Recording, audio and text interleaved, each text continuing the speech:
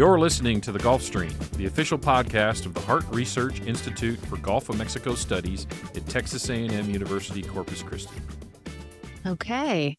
Welcome to the third episode of Season 2 of the Gulf Stream podcast. I'm Chris Hale, and we just met. I am the program manager for the Community Resilience Group here at Hart Research Institute for Gulf of Mexico Studies. My team is a small team. We're actually part of the Geospatial Sciences Lab, and we focus on community resilience, but that actually means social, cultural, economic sciences as it relates to environmental sciences. So we take a holistic approach to understanding complex questions here in the Coastal Bend, across Texas, across the Gulf of Mexico at large. And so today we're going to be talking about hurricanes and weather, other storms, other events, to see how that relates to resilience in general. And in that vein, we have our guest here, Alan Holt. Alan, you want to introduce yourself? Hi, thank you for inviting me. I am the chief meteorologist at KIII-TV. That's the ABC affiliate in Corpus Christi, Texas. From San Antonio, went to school at UTSA, got a communication degree, quickly realized this is way too broad. Then I had always had an interest in weather, kind of put all the eggs in one basket, went to Mississippi State for a master's degree, geoscience, focus in broadcast meteorology, got that. One stint in Casper, Wyoming, and then back closer to home, far enough away so where my parents can visit, but not unannounced. Yeah. I know that trick. Yeah. So you said that you got interested. Was there an event maybe in your childhood or growing up about meteorology or the weather sciences in general that kind of... Yeah, San Antonio, we're not going to get the huge hurricane or generally not a tornado outbreak. For me, it was, if I had to pick an event, it was a project in fourth grade. We had to go out and identify clouds, and it wasn't necessarily the project itself, but it was trying to figure out, well, why is this happening? Like, why are there clouds that are high? Why are there clouds that are low? Why did the clouds do different things? So it was more of an interest in the reasoning behind why things were happening at that age, which I look back at and think I was probably a pretty big dork in fourth grade, but that was me. Yeah. It's funny you say that. My nephew just started fourth grade today, and I told him that was my favorite grade because that's when you really start diving in on the sciences and you start asking those kinds of questions. So it sounds like your curiosity really led you down this path towards meteorology. Yeah, and just, understanding, well, when is it dangerous? When do I need to worry? Why is it like that? That's kind of the big thing still today that keeps me going. Well, that's actually the perfect segue into resilience. So that word resilience has a lot of different meanings and interpretations to different people.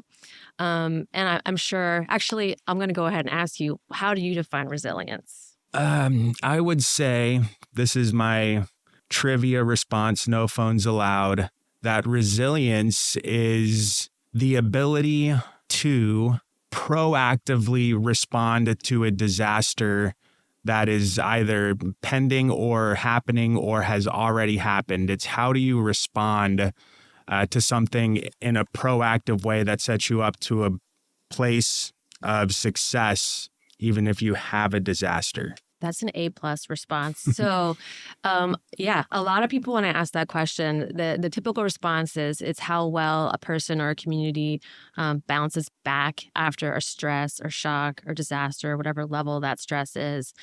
They say bounce back. And we took that, we being my team, and tweaked it to be it's how well a community bounces forward after a stress or shock or disaster. And that's because we're really focused on preparing our communities to take what they've learned and experienced and be better prepared the next time, if there's a hurricane coming or tornado, whatever the event is.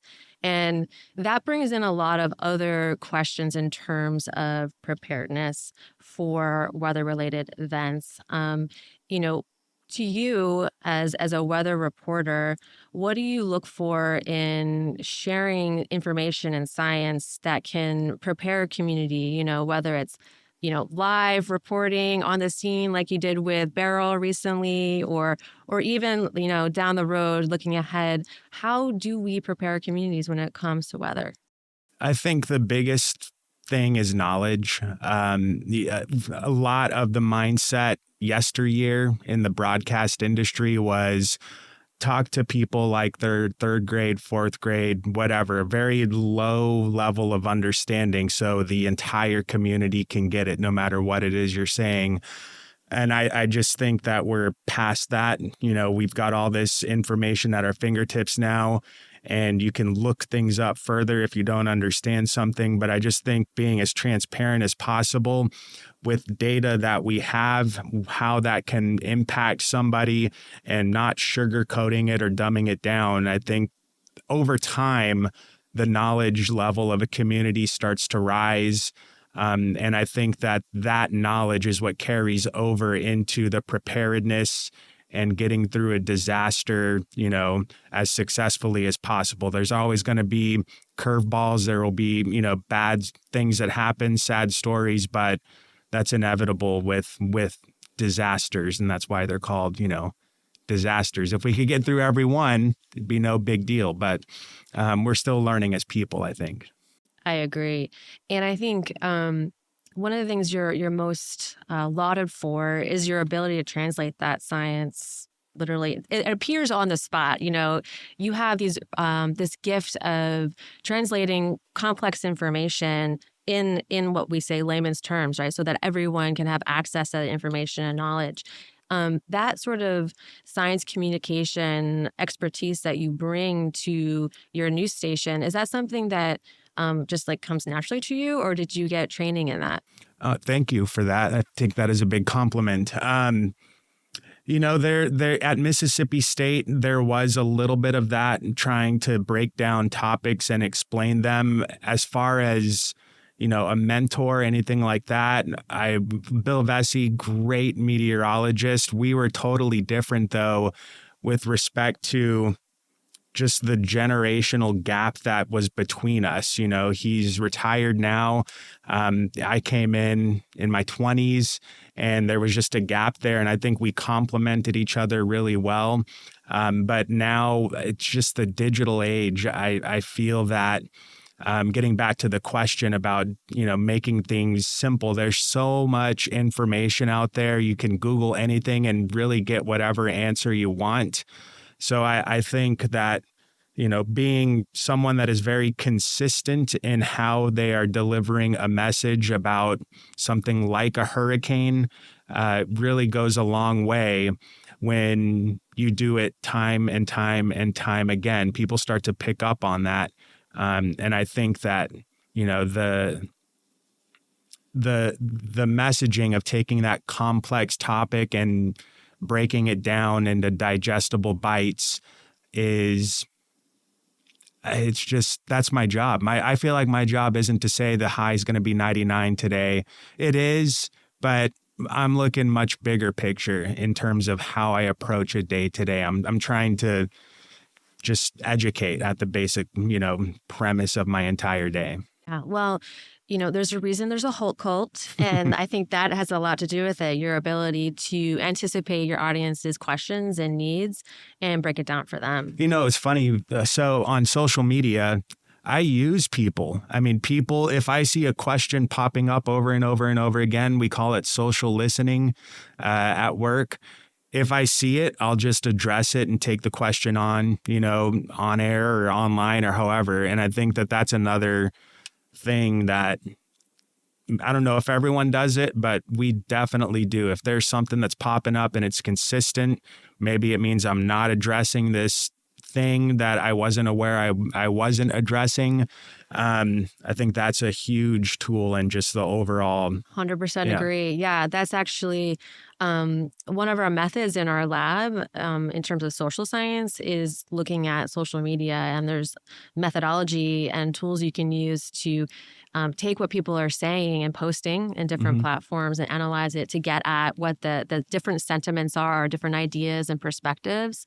And there's a whole world of science that you can do that. I mean, now AI is taking a Facebook post, breaking it down, saying commenters are saying X, Y, and Z, and one even goes as far as to say this. And you can get if the post has 500 comments on it, Facebook AI breaks it down for you, and it's incredible. That is a powerful and scary thing. Yeah. In terms of that social media, as a tool for you to, learn about your community, learn about the needs of people in your community. And it sounds like you're using that as a launch pad to further educate when someone has a question or makes a remark. That's wonderful. But what's the flip side of that? What is the more negative side of having such a strong social media presence and interest in the community when people push back or maybe share some misinformation? How do you handle that? So, I mean, there's always trolls. There's going to be people that are just insulting, and those people, I try to give people the benefit of the doubt. If I start recognizing a name, then I just I'll say, hey, this is not appropriate. If you do it again, I'm just going to remove you from being able to comment. Those aren't the people that I think, I feel like those people aren't really in it for anything other than to troll. There are people now, because digital, the internet, information is it's rampant online. You can even pay for a subscription to a website, get additional stuff that you can share to the public. All it takes is a right click, copy image, paste to social media, and you could have a viral post, right? So there's a lot of pages out there that are, that's what they do. They go out, scrub the models for anything major that may be lurking in the next 2-3 weeks. They find that image of, a Cat 5 in the Gulf of Mexico 14 days from now. They share it, and all of a sudden that post is being shared by thousands and thousands of people. So a common thing that'll happen for me in hurricane season is I'll get the screenshot of whoever posted whatever image, and they'll say, is this true? And, I'll be like, well, yes, that model is showing a big storm 2 weeks out. This is why a single run of a single model isn't that accurate at that range. And it's also why we have designated June to November hurricane season, because you should be prepared for a storm throughout those 6 months of the year. Is it 6? I think it's 6. June, July, August, September. Yeah, 6 months. So if we were to just kind of react to every little hiccup a model throws out 2 weeks down the road, we would be so stressed every single day, every single hurricane season. And it's not often that you get hit with a storm like that. I mean, we talk about Celia, we talk about the hurricane of 1919, we talk about Harvey. That's a handful of storms over the course of 100 years that we're referencing. So, not every single storm is going to do the same thing. And I think it's a lot of fighting with that type of social interaction.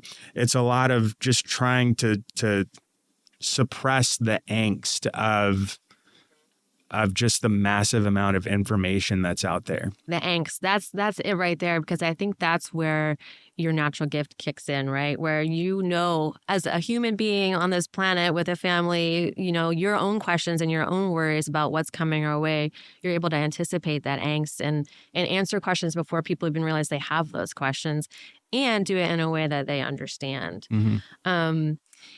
In that case, given social media being the beast that it is, a helpful tool and also a challenging one, what other tools or scientific data or information would help you do your job? And I say this with like, in an ideal world, dream big, you're here at this, research institute. If you could ask us to do anything to help you do your job, what could we create, or how could we collaborate?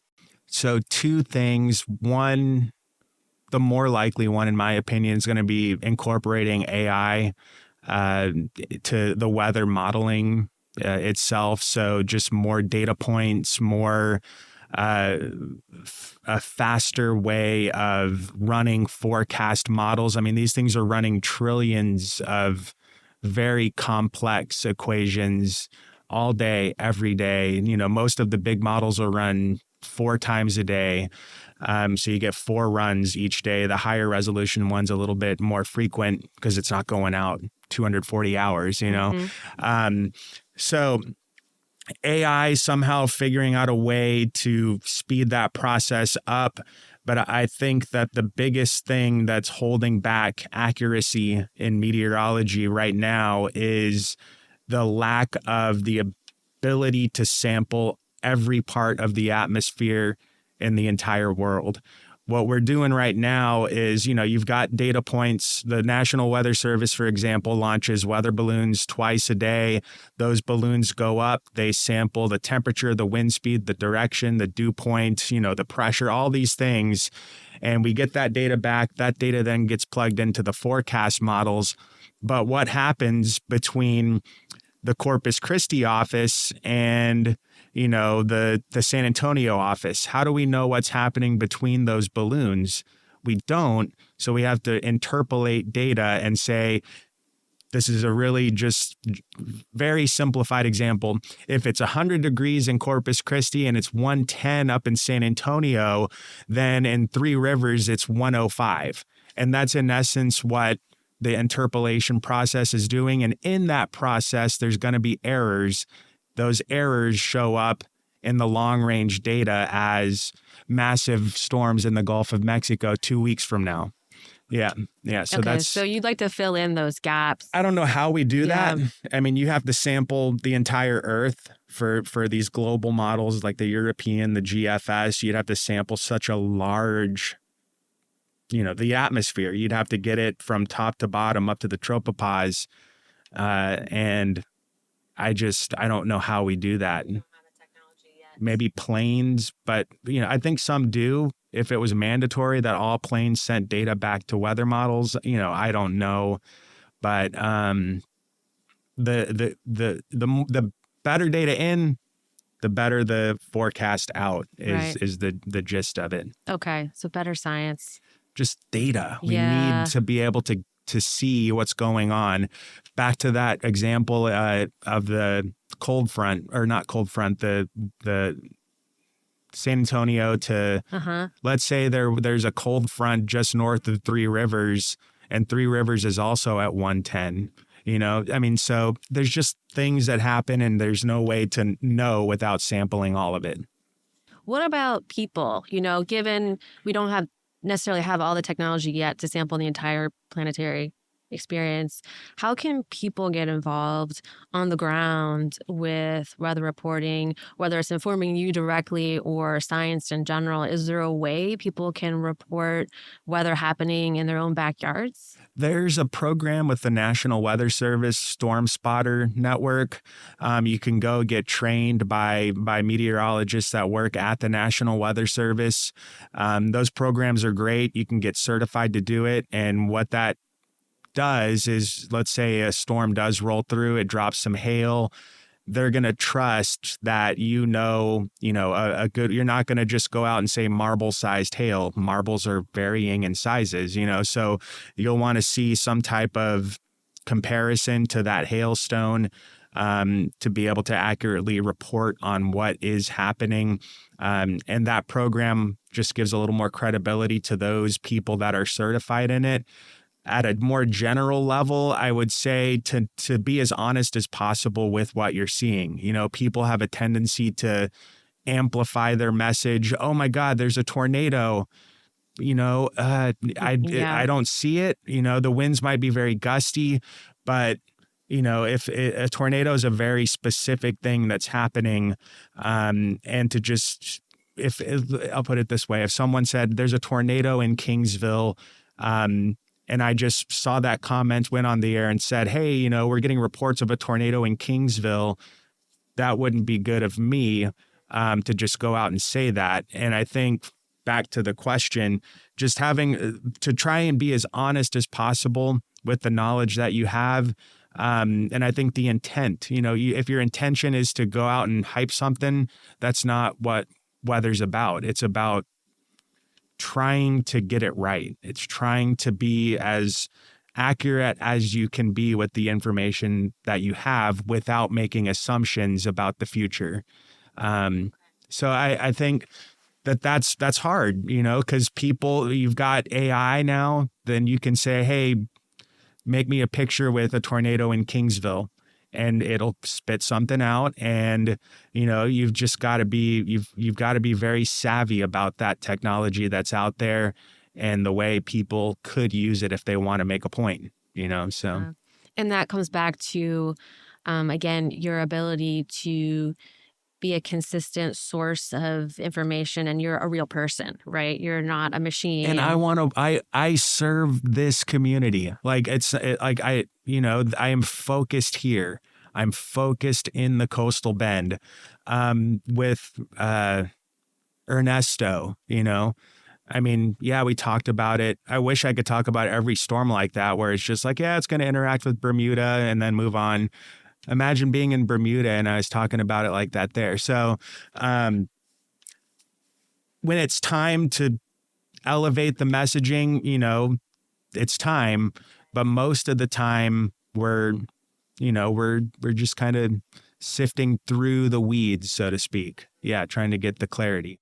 Well, you mentioned weather earlier, obviously, but it got me thinking about how, there's sort of, I don't want to, maybe it's controversial, this idea of climate change, right? And this is in our list of questions. So, that's fine, yeah.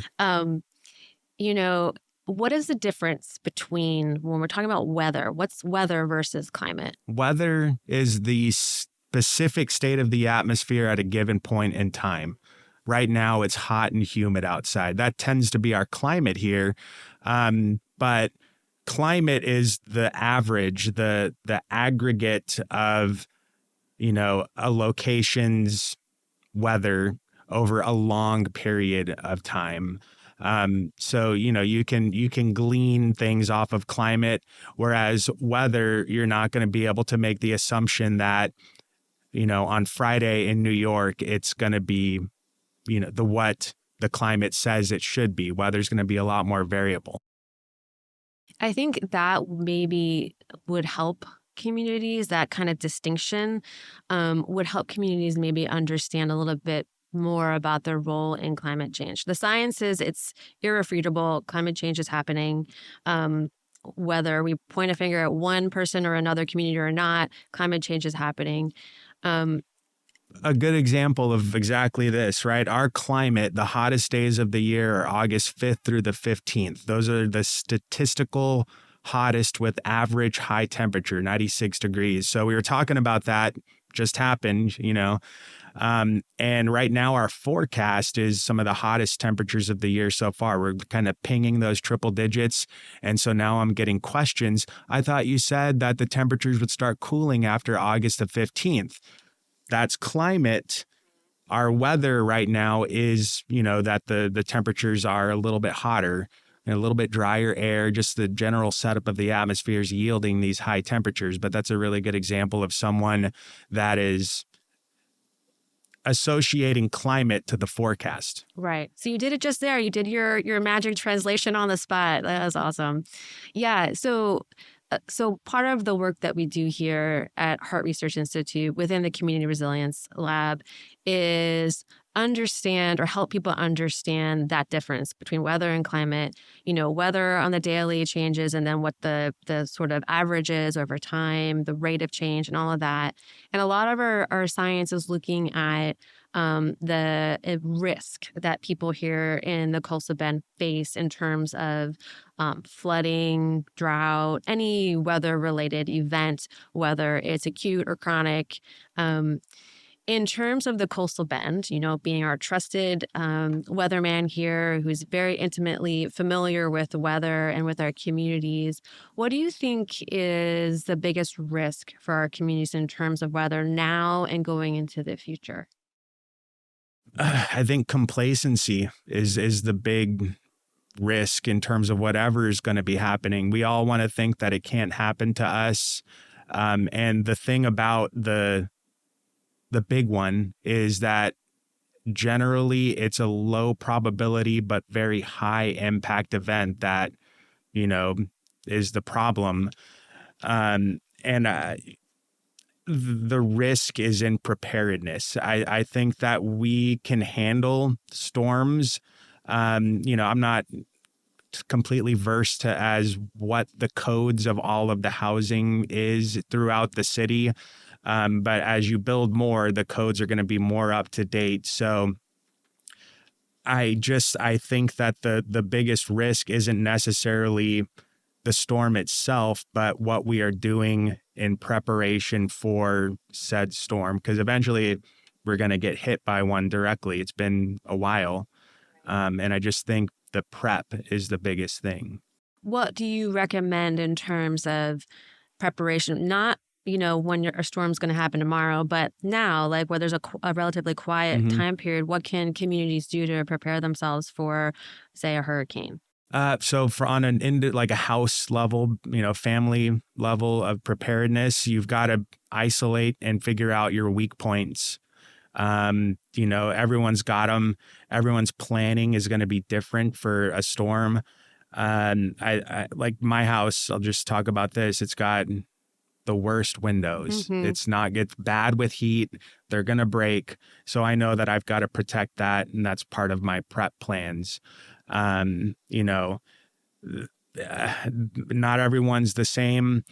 I really think there's not a one-stop shop answer to talk about how, things are going to be best. There's always things that happen that aren't the best with, you're talking to hundreds of thousands of people. Not everyone's going to find success, but the more like what we started with, the educating, and the more people realize, okay, maybe I don't have what I need to give myself the best chance to survive this storm. Worst case, you just leave and you come back to nothing. That's the worst case. That should be the worst case scenario. If you're talking about a huge storm, major hurricane, worst case should be you leave, you get out of town, and you come back to nothing. That's the worst. So, yeah, it's tough. It's a really hard thing to answer. It's not like you said, not a one size fits all. It's prescribed at an individual level and a community level. Different people have different resources and access to those resources. I'll put it this way. This was eye-opening to me in Beryl. So I was really transparent just about what I was doing, where I was at in my preps, and this is me. Got a newborn, right? And I have no family here. So it's me, my wife, and the baby. And part of that plan, ours for Beryl, was, if it's close enough of a threat, let's just get y'all to San Antonio. I've got family up there. So the guidance a day or two out was still, there were some outliers that were a bit more menacing looking here. Said, all right, let's just take you up there. I don't want to worry about it. If something does happen, you'll be out of the way. I can react to however we need to do. But in the process of taking them up to San Antonio and back, it's 6 to 8 hours trip, forward and back, round trip.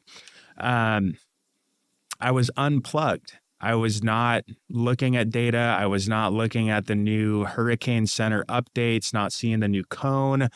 And so when I got back, I was kind of flustered. I was like kind of panicking a little bit. It was Saturday night. And, I was like, oh my gosh, what do I do? I was in my head. And I looked back on it, and it's because I wasn't in the know. I wasn't, the forecast didn't really change, but I stopped keeping up with the latest. And in doing so, I was a little bit lost until I got my bearings back, on the data. And I think to relate to just the general public, that is huge. That is, if you look at it, let's say a storm's hitting Friday, you look at it Monday, you look at it Wednesday, and then you don't look at it again till Thursday night. I mean, there's going to be some angst and panic, and like, you're just not going to know what to do. And I really, truly, for me, for sure, just keeping up with it, even if I'm not even making a forecast, just keeping up with a source is huge in being able to react to whatever is going to happen. And, obviously you're not going to plug yourself, but you as the source is, my own experience of Beryl. We were coming back down from vacation. We were up in Minnesota and we were driving cross country back to Texas. And we were like, should we stop before we get to Texas and just, wait or get down there to board up the windows? What should we do? And we were looking at your Facebook page constantly. Like, my husband was driving. I was, scrolling, seeing what updates are. Every couple hours, and then we figured out your updates were based on National Weather Service updates, on the Hurricane Center updates, and the timing of those. Yeah. So the Hurricane Center, they are the best. Yeah. They are the best at, at for sure track forecasting. I was looking at how the models were verifying versus the NHC, and they just outperform the models time and time again. I saw it in 2020. That's what really sealed the deal for me. There was Laura hitting Louisiana. One run of all the models shifted toward Houston. And I remember thinking, oh my gosh, this is really bad for Houston. The Hurricane Center didn't move their cone west despite all of the models shifting west. And it would just ended up being like a one-run thing. The next run, they were back where they were. And just seeing them not react to that, that was really an impressive forecast on their end. However, when it comes to that forecast, what the National Hurricane Center doesn't do as well is relate it to specific communities. Right. You're going to get the cone, you're going to get the numbers, but you're not going to get the nitty gritty of where and how and what's this going to do to me? How do I need to feel? How do I need to act? All of these intangibles that we're a lot more plugged into, having been here for over a decade. And that's where I think the power of the local meteorologist is. It's not everybody's looking at this storm. Mm-hmm. The whole country's looking at this storm. If it's going to hit somewhere, everyone's looking. The best meteorologists out there are looking, but not everyone has that local knowledge. And I think, it's not often, but when it does happen, that's where you see the value. Yeah. And, whether it's you or some other trusted resource, I think you're right. Like, once we figured that out for Beryl personally, I was like, okay, National Hurricane Center is saying this, Alan's saying this, and you're relating it directly to the interests of your community. That's where a big difference can be made in terms of preparedness, and in the ability of a community to recover. And also, you were framing it, like you said, within your own experience. You're like, I'm taking my baby and wife up to San Antonio today. I'll be back online later. And this is why. This is why. Yeah. And people are like, oh, yeah, we should also probably be thinking like that. Like, we have the information now. Let's make a plan and let's act on that. And then we'll regroup and see how the weather is changing over the next 24 hours. And I think that is really key. Like you said, you have to go to the actual source of the data. But not everyone can interpret, scientific data from the National Hurricane Center or otherwise, wherever they're getting their science. But if there's a trusted human in the community that can translate that information, you're more likely to be, comfortable with that information and more prepared to handle what's coming our way. I'm sure that was a stressful time for you, and also exciting being who you are and being a meteorologist. There's probably highs and lows and, trying to get your family safe, but also how exciting to be reporting on this live event. When you're not in the middle of it, what is, your daily, I guess, protocol for going to work and receiving, you said something about Corpus Christi sends you information or the weather balloons? Like, what's the daily practice? I'm not huge on it stresses me out. I'm going to just address that really quick with like the barrel thing. Like, I'm stressed.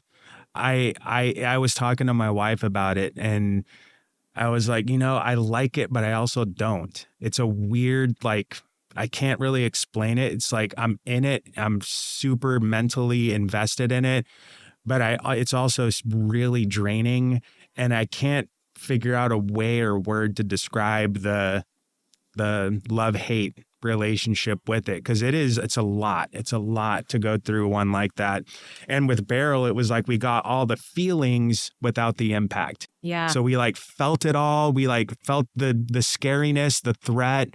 We got the preps like to the point where we're almost doing it, but then Houston got it, so on a day-to-day, the weather balloon stuff, those numbers go to the weather models. And so like the GFS, for example, the NAM, the European, the HER, go on and on and on with all these different models, the Canadian,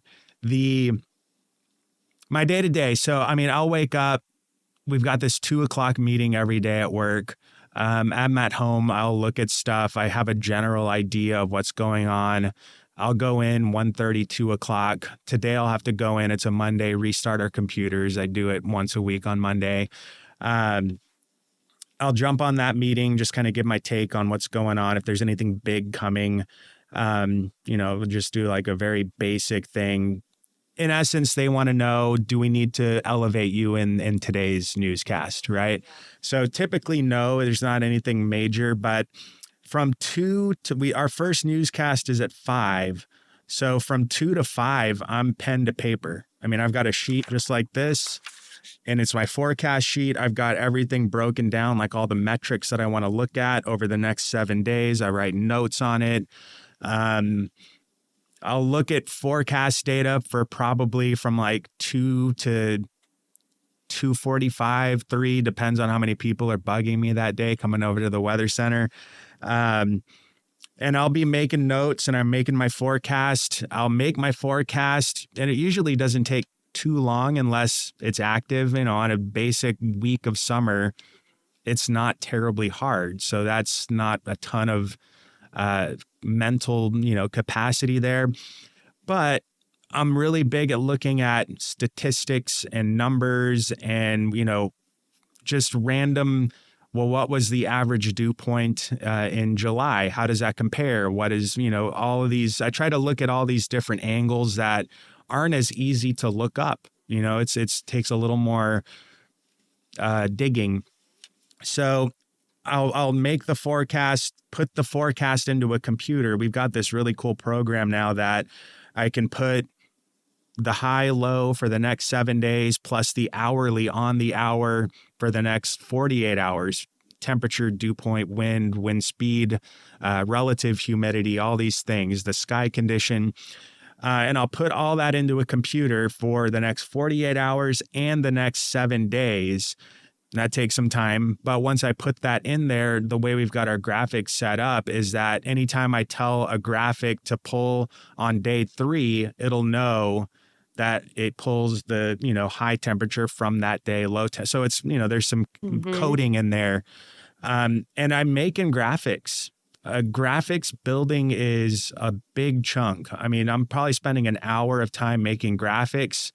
When you see a map that's moving with rain and clouds and there's a cold front on there and there's a low, like someone's putting that on there and moving it with time spatially on that map. And that's the meteorologist. That's you make those pretty graphics. Every graphic that we make is made by us. We'll tell it, we want the 500 millibar vorticity on there, and vorticity is just rising air lift in a cyclonically spinning motion at about 20,000 feet up. I won't say that on the air. I'll just say upper atmosphere energy, and it kind of gets the point across. But, we've got to know what these things are, what they mean, and how they relate to the weather, and then build graphics off of that. Then there's fun ones that take, these things take a lot. Like right now I'm working on a golf graphic. I love golf, where the little guy's on like an elevated tee box. He hits a golf ball. It goes way downhill and then eventually onto the green. And I'm going to use it and busting that thing out for the first like significant cool down. And, so I'm thinking about stuff. We're making graphics. That's all happening before the newscast. The news hits and it's like, it's not a lot of time. It's maybe 10%, 5 to 10% of the day to day is on the news, 5, 6, and 10. And that's the easy part. I'm talking about what I've done for the last 3 hours, And so it's like, there's no prompter. It's just, I'm looking at the screen. I'm seeing me. I'm seeing the map, but it's reversed. It's weird. Yeah, it sounds complicated. It's weird. But once you do it a few times, you start getting it. 6 to 10 or 6:30 to 10, I get a little break, hour, maybe an hour and a half sometimes, depending on the weather. Sometimes nothing if it's active. But I'll just, look over the newest data. It tends to come in like 9 o'clock or so. I can get some new model information out. And if it's active, I can make some tweaks right there. When we've got a threatening storm, it's that update comes out at 10 and so does our newscast. So there's a lot. I'm like frantic back there trying to make sure, because it'll update, some of the numbers will change and then the computer will put them in a weird spot. I have to go and adjust it and make sure it's easy to understand, easy to read for everyone. And I mean, that's happening within a minute or two time sometimes. So that stress level is hectic. different than the barrel or hurricane level stress. I'm just like, I call it our team, right? When Beryl was happening and the forecasts were really like, we knew everyone was watching. I just tell them to take a couple deep breaths, and it's calm, focused energy. Like you're going to be hyper focused, calm, focused, and energy. Like you're really mentally everything you've got at this event. Yeah. And tone is a big one too. Harvey, I learned tone with Harvey because Harvey, I was a lot more, people are going to die. And I was worried about that. People did die in Harvey. And I remember being like, I knew people over there. I had friends. I had built relationships there, and I was worried. I was worried people were going to the mayor over there is saying, write your social security in Sharpie on your forearm. And so I think that emotion I felt it, and it came out a little bit on the air in the lead up, when it started becoming apparent that this was going to be bad. We were past the point of time where you could evacuate safely. We're talking 6, 7, 8 o'clock at night. That's when I was like, that was a learning thing for me, just in terms of tone. So calm, focused energy. Yeah, I'm sure there's a delicate balance there, though, in those times of emergency, too, because people do need to know how serious the situation is, right? Yeah. You don't want to scare them, but you want them to know, now is the time to make decisions, and this is the information you need to make those decisions. Yep. And people still will tell me, hey, I left because of you. Like, you saved us. I've gotten so many messages like that. I don't think it's me personally. But it was with Harvey, I think it was everybody did their job. The weather service, all of the local media, I think everyone was on board with that. And that's why we had such a success with respect to loss of life. I think there were 4 indirect fatalities. I can't remember the number just right here off the top, but the meteorologist in charge at the weather service here at the time, we're very close friends to this day. And if that event was part of it, we also golfed together a lot. But he had told me that,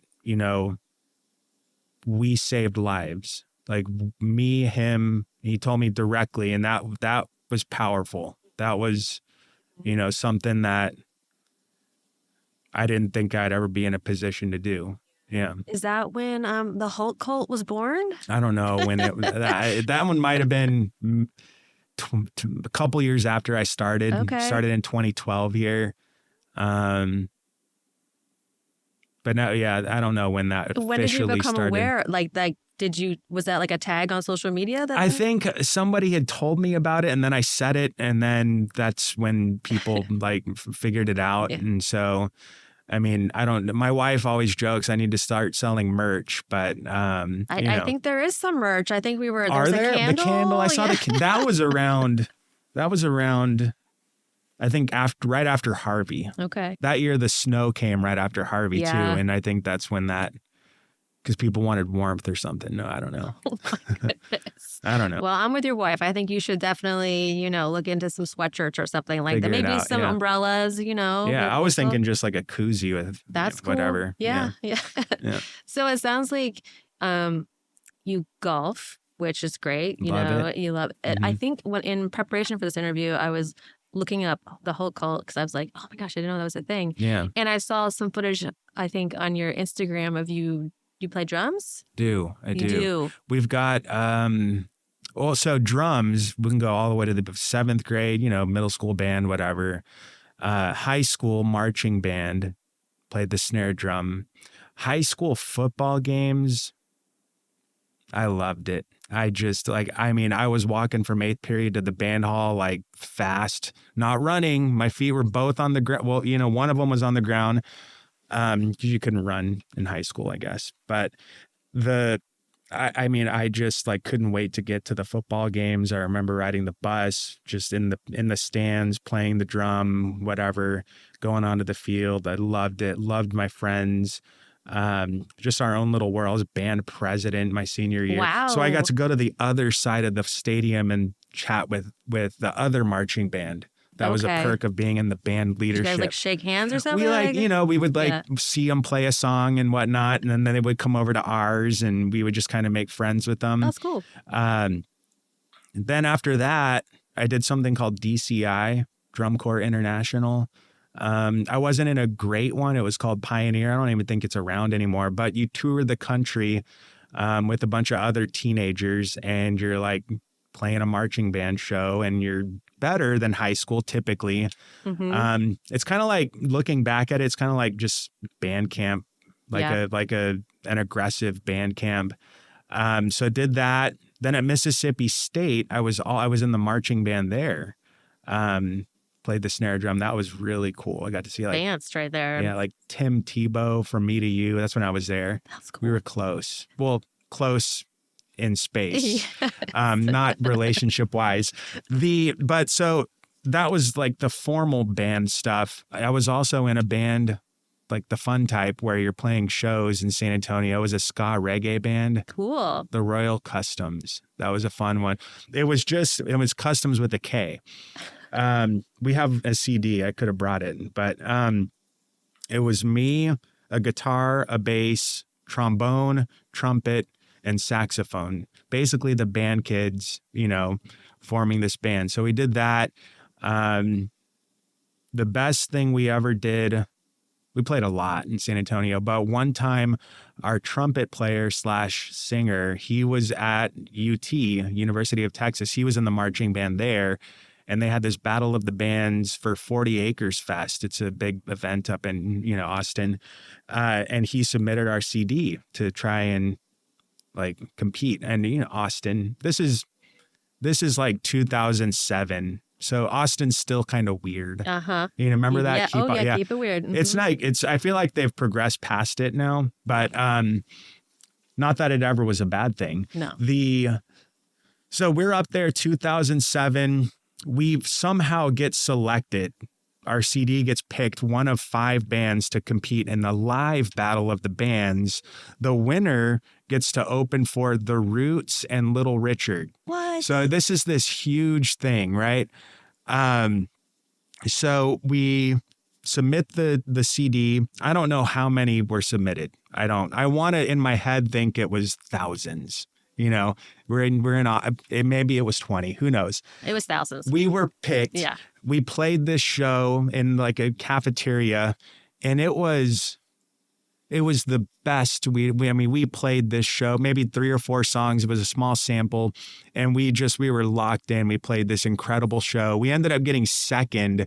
One of the judges didn't like ska reggae, and so he like knocked us way down. But he was like, "Your drummer's amazing," and so that was it didn't hurt quite as bad as it did for everybody else for me. Yeah, but we were close right there, and then after that, people just kind of started, one guy joined the military. Someone else went to pursue something in like California, still keep in touch kind of.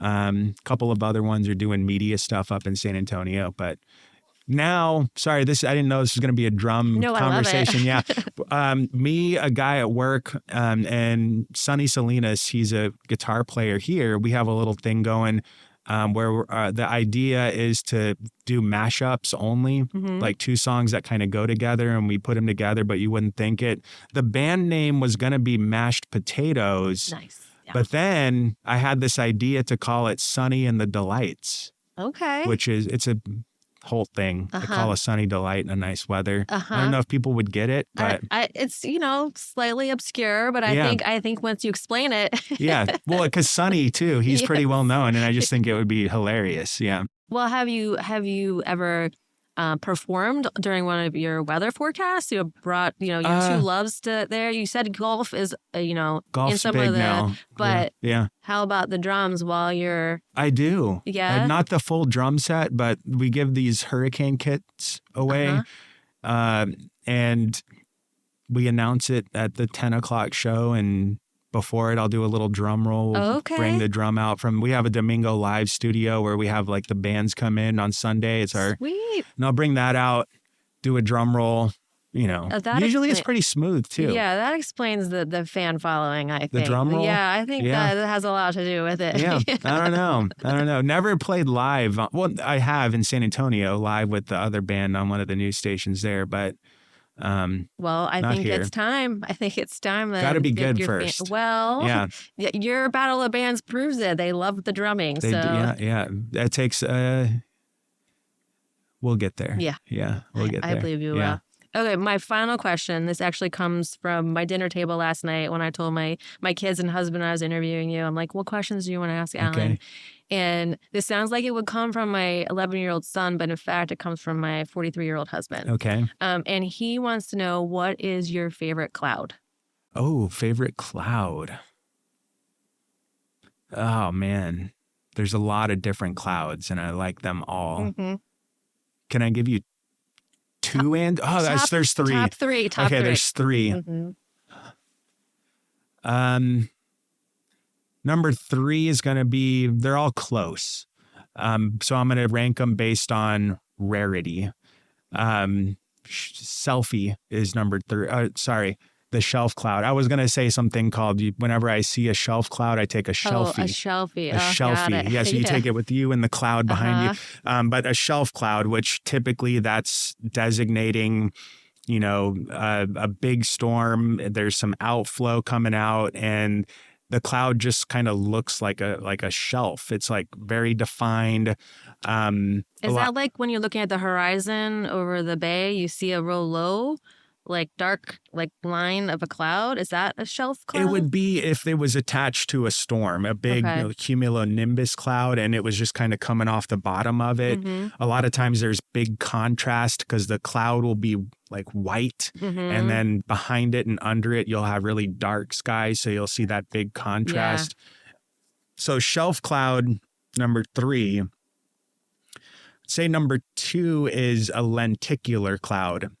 Okay, explain, please. Lenticular cloud is often induced by orographic effects. So orographic is like a mountain, air hitting the mountain, the air rising, and then condensing because of that forced movement upward. When I worked in Casper, I saw a lot of them because we're right on the front range of the Rocky Mountains in Wyoming. And you would see the air rise up, and a lot of times over a peak, you would see a little cap-looking cloud. So it looked like an arc kind of layered, and it's called a lenticular cloud. And it just means that moisture's riding up that slope, condensing at the top of the peak, and then evaporating on the downslope on the other side of it, and it comes out as this little cap looking cloud. Sometimes a little variant of the lenticular cloud is something called a pileus cloud. And that's in essence a lenticular cloud that forms on the top of a towering cumulus. So that same effect, you're getting air that bumps up over the top of a large high cloud, thunderstorm cloud, and it has that cap, and that's called the pileus cloud. So that's number 2, and I guess 2.1. Okay. And then number 1, the Kelvin-Helmholtz wave cloud. What? This one is, it also is a lot more common in like mountainous regions. But what will happen with this cloud is the air will be oscillating up and down really close to the saturation point. So as it goes up, it condenses. As it comes down, it evaporates.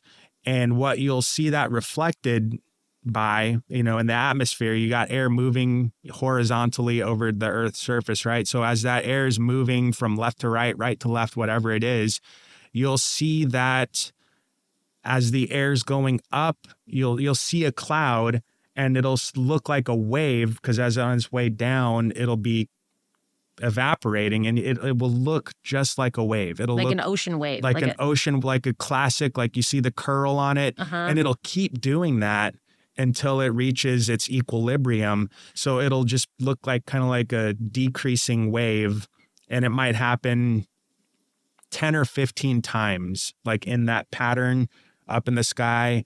You'll see it, and you're like, what in the world is happening? But it's a Kelvin-Helmholtz wave cloud. Sometimes you'll see them here.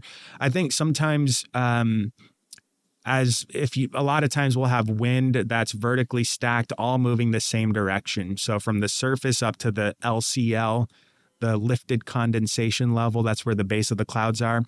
As that air interacts with land, the surface air slows down, and then you keep the speed up higher. And I think that effect can sometimes lead to the creation of those Kelvin-Helmholtz wave clouds. They're not common. You've really got to look here. Mm-hmm. But and that's named, I guess, Kelvin-Helmholtz is the person who. 2. I think it might be people? 2. Okay. I'm not sure on the exact.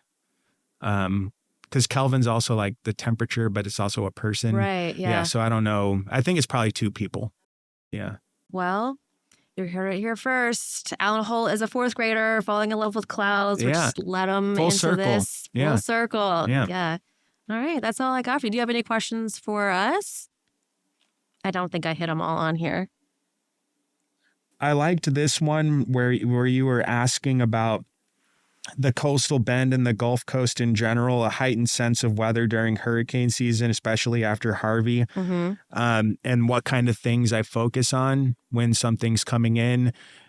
And I really, really think that one of the biggest tools on a meteorologist's belt, whatever, is discretion. I am so convinced that using discretion, because I see the data, like I see that, okay, this model is a high resolution one. It's a good model. It is showing a big strike on Corpus Christi. That's worst case scenario. We're 2 days out. There is modeling that supports a strike, right? The entire time that Beryl was out there, I didn't show on a single model on air or online, like in terms of a storm hitting Corpus Christi. I didn't show simulated radar. I didn't show clouds. I didn't show forecast wind speed from a model, forecast rainfall from a model. I just kept it with the forecast cone and my interpretation of what that means for us. And, it's really easy to get pulled into this world of, look at this one, this could be really bad. I'm not saying that this will happen, but look what's possible. You can phrase it with all these disclaimers however you want, but once that image is out there, it's like, people are going to react to it. And it's tough with that storm, 2.5 days out, we were dead center in the forecast cone. We were right in the middle. Once that happens, there's not much you can say to people because they see it and they know what it means. If that comes to be the truth of what happens at the end of it, if that forecast verifies, that's not good, right? So with that storm in particular, I kept talking about the trend. All right. The trend is that this storm wants to move north and east. It's hard to describe because it was coming at us, from the east/southeast. So a north and east movement. Every run and every cone, like the modeling was always on the north or east side of that cone. Mm-hmm. And we were talking about why. And this feature is doing this. This is why. And just, I think I said at one point that day, until this trend stops, there's no reason to believe that this is the final destination of this cone, right? It's moved every single update and it did all the way to landfall. Mm-hmm. So the discretion of knowing when and when not to pull the trigger on showing aggressive modeling for a storm is, I think, huge. To relate it to Harvey, that storm, it was obvious it was coming at us. What wasn't obvious with that storm was how strong it would be. It was really one of the first storms that, I'll put Harvey in this lens. Harvey was the first major hurricane to hit the U.S. in the digital age. The last one before that, major Cat 3 and up, was Katrina. And so it was, we were on Facebook Live. We were doing stuff that wasn't being done, and this is Corpus Christi. We're like kind of like the first ones to do all these things mm-hmm. with a major storm hitting. But with Harvey, the rapid intensification, that was also one of the first times that we saw this so close to land. We've seen it many times now. Michael, the year right after that, blew up, hit the panhandle of Florida. And we've seen it, in the Pacific too. There was one, I think last year, where it like within 24 hours went from a tropical storm to something huge. I'm not as versed because it didn't impact me, but it was a big deal. And I think that, that they missed the rapid intensification aspect. So Harvey was one of these that did that.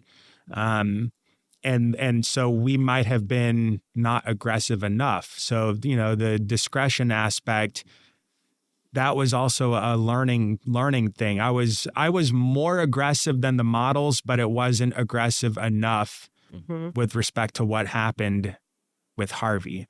It's tough. Well, like you said, that was the first time for everyone to be tough. Able to be on the spot on social media mm-hmm. reporting. And so, but that's, like you said, you're learning and you've taken that now. Harvey was 7 years ago? I think so. 7 years ago. You've learned that discretion. And 7 years ago in 6 days. Wow. 25th is when it hit. Yeah. Yeah. Remember it well. Well, are there any other questions here that you didn't get asked that you wish I had remembered? I think no, those were all very, very thoughtful questions. I thought, like I said, you were just going to ask me about the forecast next week. Well, what's happening next week, Alan? Let us have it. Just this year, it's interesting. The forecasts, the numbers of the named storms, all really high. I think we put one out too. It's just kind of for doing it on our special. We said 25 named storms. We've had 5 this year, which is ahead of schedule. Typically by the 15th, there are 4 named storms in August. There's 4 named, 1 hurricane. This year, there's been 3 hurricanes, 1 major hurricane. And so while the storm count hasn't been overly high, like you would think it would be, the amount of energy that the storms have produced, wind energy, is way, it's like one of the top years. So when you're looking at a season, let's say the storm count is already up to 10 instead of 5, but all of these storms were like week 1 or 2 day tropical storms like Chris. Chris was like a 24-hour, 48-hour, like barely tropical storm into Mexico. No one even remembers it. But if you have 10 storms like that compared to 5 storms, but some of those being hurricanes, a major hurricane,